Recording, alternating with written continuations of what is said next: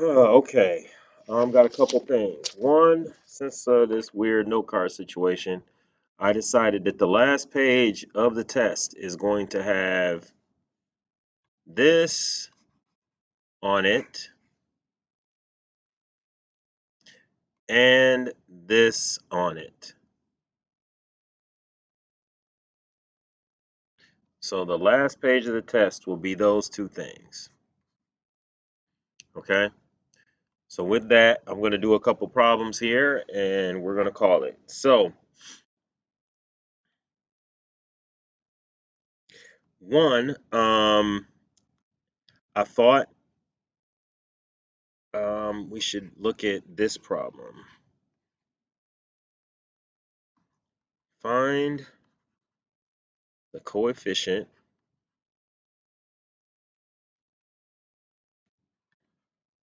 of the terms in the expansion of u plus v to the eighth power. So remember when we did Pascal's triangle and we had this thing here, right? Okay, so let's do something a little simpler so it'll make a little bit more sense. First, let's draw out a little bit of Pascal's triangle.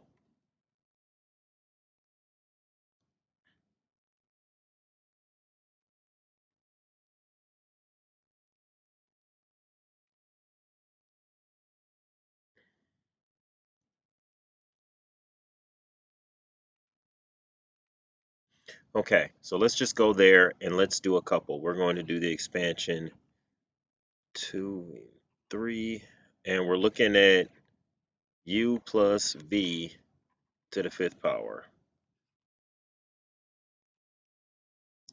And u3, v2.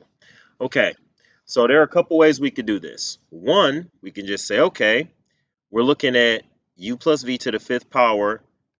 That puts us on the 1, 2, 3, 4, 5, 6.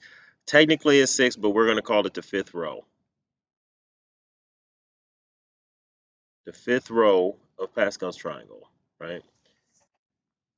Fifth row. Are you with me? All right, so that's the first thing we're doing. And now next, we've got two choices. We can just take these and say, okay, if this is the fifth row, then I know that u is to the fifth power, v is to the zero power, then u is to the fourth power, v is to the first power, u is to the third power, v is to the second power, u is to the second power, v is to the third power, um, u is to the first power, v is to the fourth power, and finally u is to the zero power, and v is to the fifth power.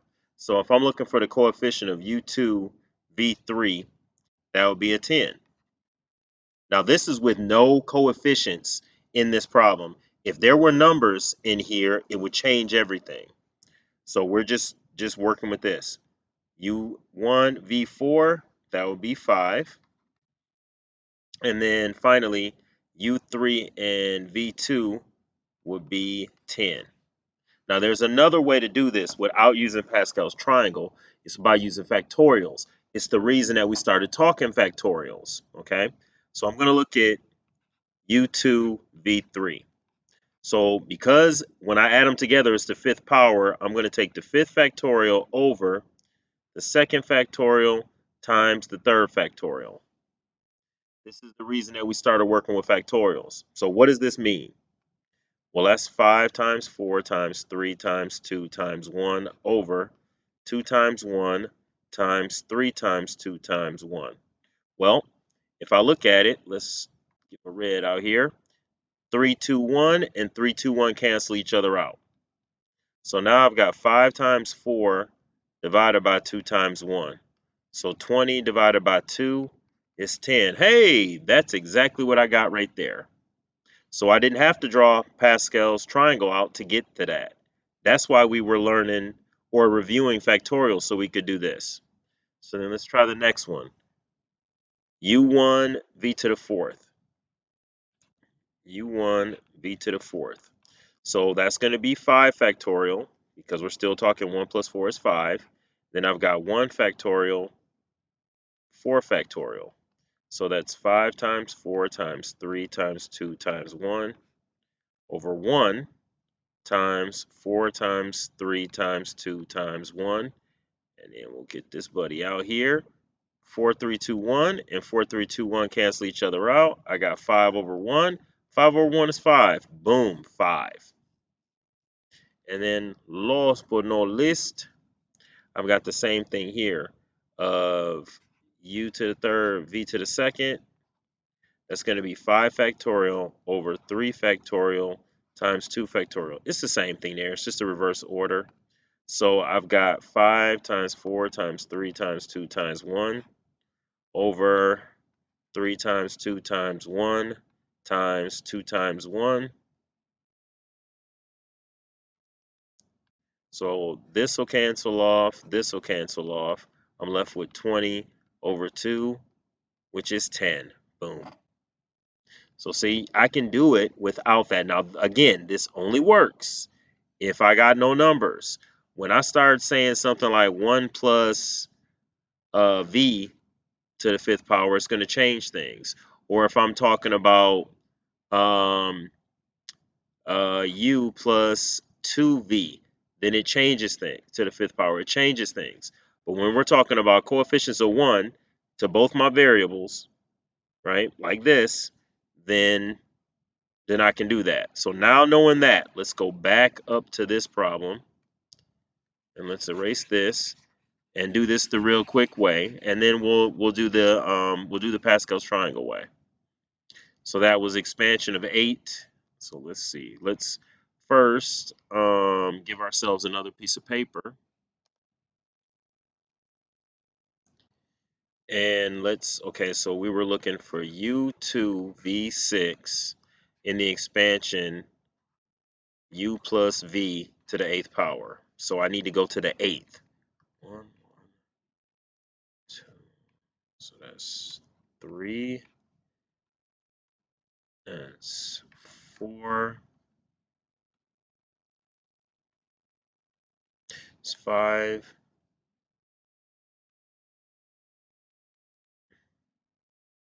6.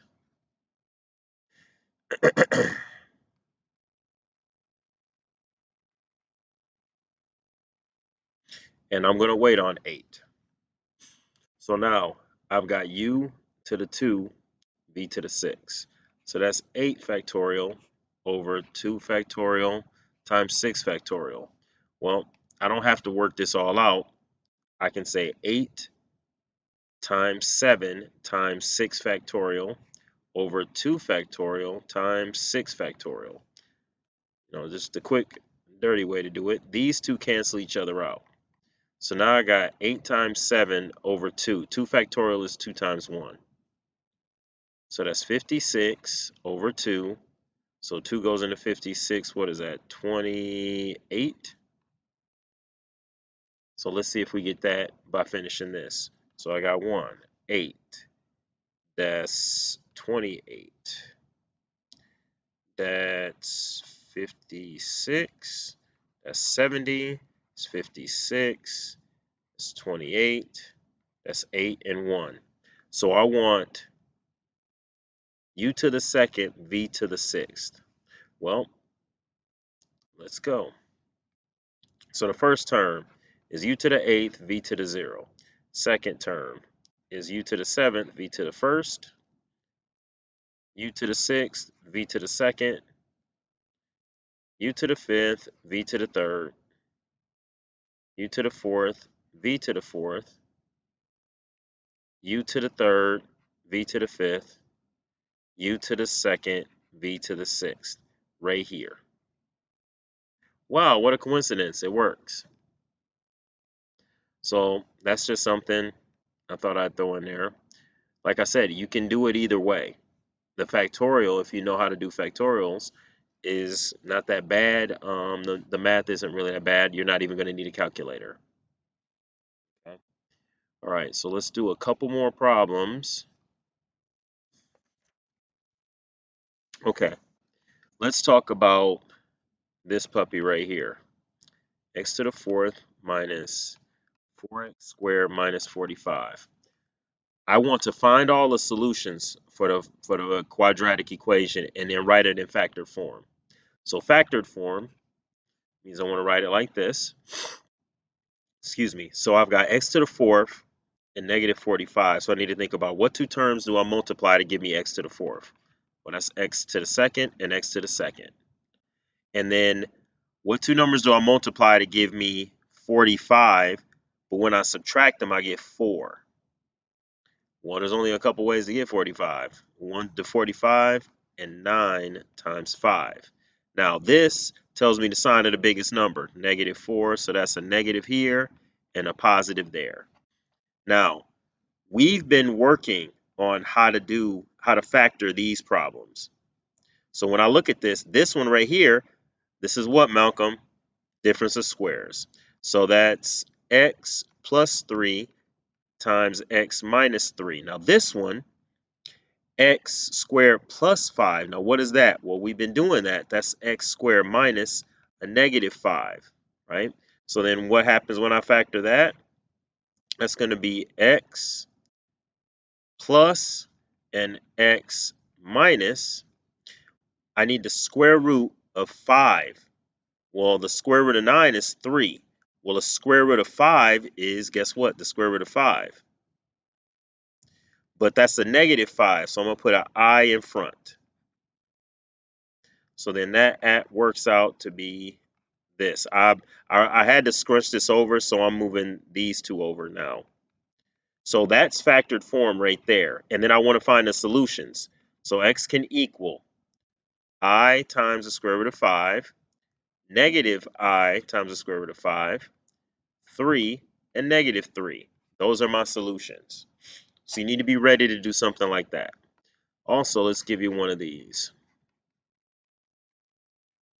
All right, so I've got a similar situation. I got this. Well, it's not a trinomial.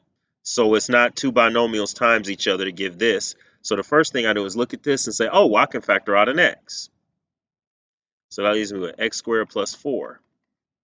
So I've got an x out here, and then I've got x squared plus 4. Well, we did x squared plus 4. That's x squared minus a negative 4. And then we got an x on the outside. We can't forget about that x. But I'm going to factor this. So this is going to be x times x minus 2i times x plus 2i. Now, how do I know that? Because I've got x squared minus a negative 4. I think of what two things can I multiply to give me, well, take to the second power to get a negative 4. That's 2i.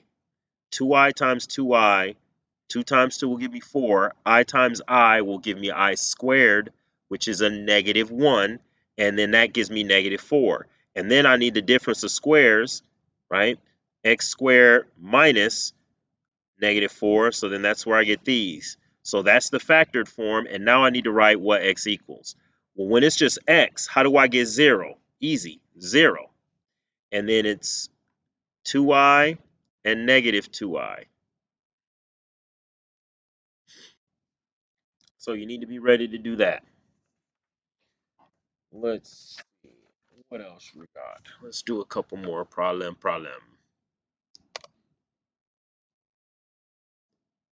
Okay. So what if I have this? G of x equals x squared minus 4, and h of x equals the square root of x plus 4. I want to know if they're inverses of each other. So I can either just find this out, or I can plug I can do the composition of functions where I plug g into h and then plug h into g. Now this, I see that there's a square and I see that there's a square root. So I'm pretty confident they're inverses. I think that when I plug them into each other, they're going to cancel each other out. So I'm going to do it that way, then I'm going to do the inverses way. So remember, if I plug one into the other, all I should get is x. So I'm going to take x squared minus 4. I'm going to take this and plug it into h. So it's going to be the square root of x squared minus 4. That's all of this in for x plus 4. The 4's cancel off, and I get the square root of x squared, which is x. The square root and the square cancel each other out. Now I'm going to do the same thing again. So now I'm going to take the square root of x plus 4. I'm going to plug that into this one. So I've got the square root of x plus 4 squared minus 4. So the square root and the square cancel each other out. So that's just x plus 4 minus 4. Those cancel each other out, and I get x. So as I was saying, boom, they're inverses. Now, if that's too difficult, I just take the square root of x plus 4, make that a y, switch those, so I got x equals the square root of y plus 4. Now, me doing this is aesthetic. You don't have to do this, but I think it's less confusing. It's just me. So I switch those. Now I got to get y by itself. So the next thing I'm going to do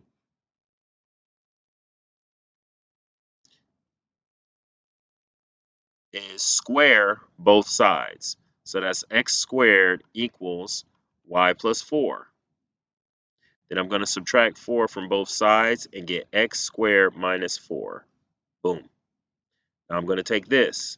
Y equals x squared minus 4. Swap those. So x equals y squared minus 4. I'm going to add 4 to both sides. So that's x plus 4 equals y squared. And then to get y, I'm going to take the square root of both sides. So now I got y equals the square root of x plus 4. Boom. Okay. Let's look at some end behavior.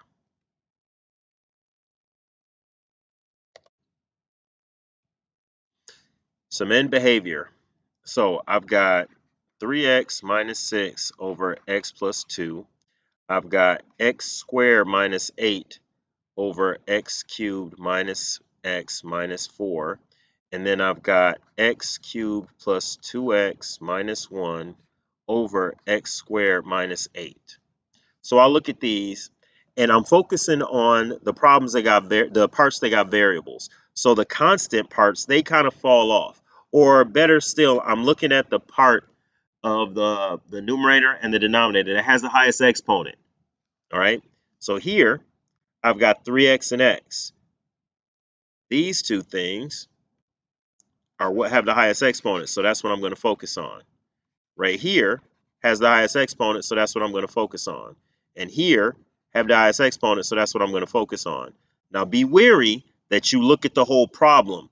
These are in standard form, so the highest exponent is first. That doesn't mean that when you look at a problem, it's going to automatically be in standard form.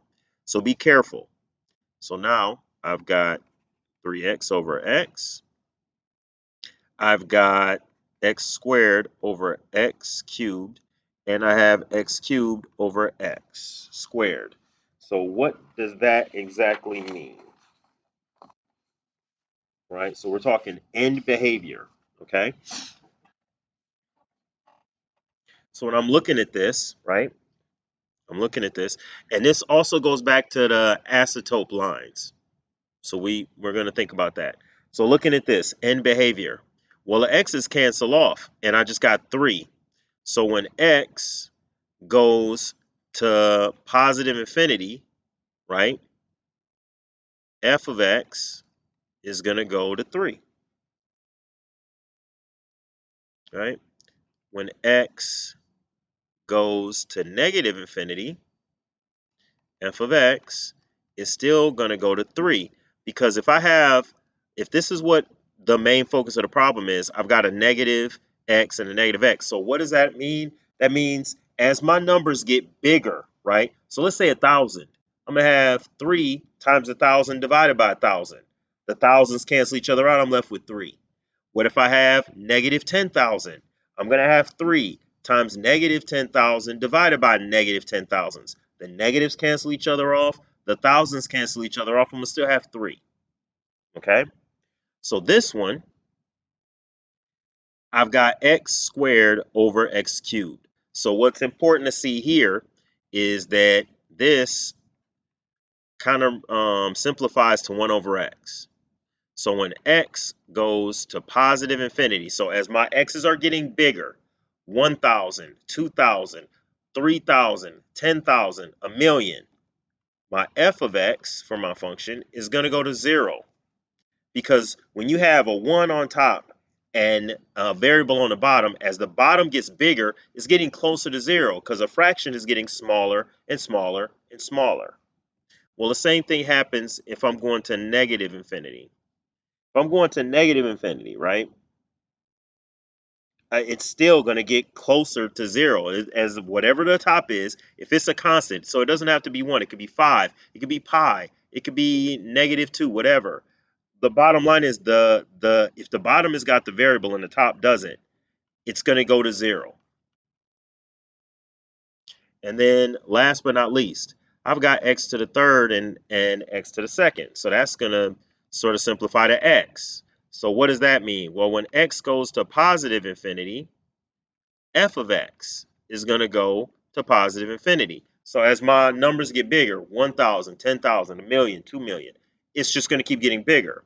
Well, when my x goes to negative infinity, my f of x is going to go to negative infinity. So as my inputs, so when I say x, I'm talking about my inputs. So when my inputs get smaller, they're going negative, negative 1,000, negative 5 million, negative a trillion. My result is going to get smaller. It's going to go to negative. Okay. So what I'd like you to look at, and it's just good to mention, the exponents for this. Let me just I'm going to put m here and n there. M here and n there. M here and n there. So my exponents for this first problem, m equals n. The degrees for my exponents, or the degrees for my expressions or my exponents, they're equal. Here, I've got m is less than n. And then here, I've got m is greater than n. So this pretty much describes end behavior. When I'm looking at the end result, right? This pretty much describes end behavior. So there's that. And then also, if I'm trying to find the vertical asymptotes, so let's look at each one. So I got 3x minus 6 over x plus 2. So I've got the vertical and the horizontal asymptotes. Horizontal asymptotes look at end behavior. Vertical look at the domain. So the domain is saying the denominator, set it equal to 0. So the vertical asymptote is x equals -2. The horizontal asymptote is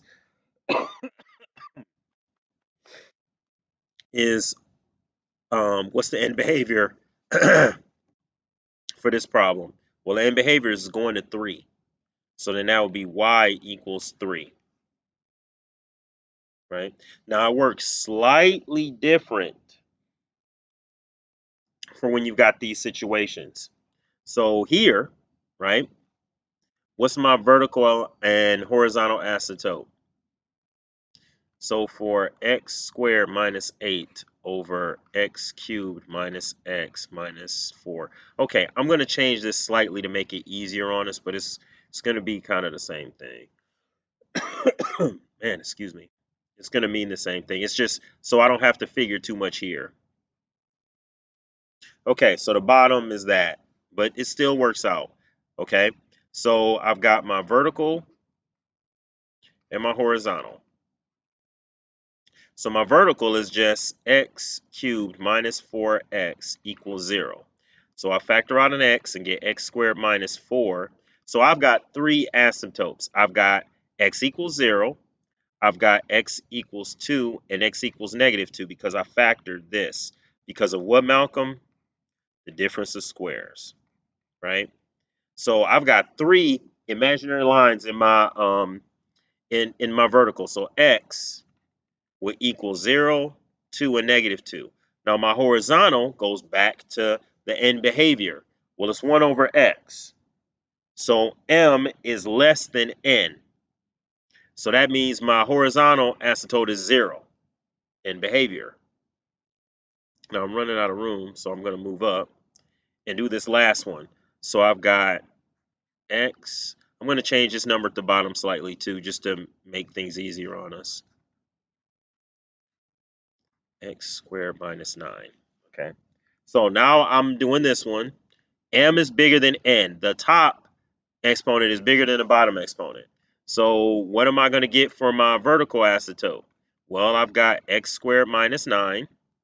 X squared minus 9, I factor to x plus 3 and x minus 3. So I'm going to have x equals 3 and negative 3. So what's my end behavior? Well, my end behavior is I'm going to have x, so it goes to infinity. If it goes to infinity, I have no asymptotes, horizontal. So I have none. So back to these. If I'm looking at vertical asymptotes, if it's equal, it's just whatever my number is or whatever my constant is. If the top exponent is smaller than the bottom, then my vertical or my horizontal asymptote is 0. But if the top exponent is bigger than the bottom exponent, so m is bigger than n, then I'm going to have no no horizontal asymptote. So remember, vertical is domain. Set denominator to 0. Then my horizontal asymptote is in behavior. Break it down and look at the m and the n. That is the exponent of whatever I'm talking about. So if m and n is equal, then you just get whatever constant you get. If m is less than n, then you get 0. If m is greater than n, then you get none.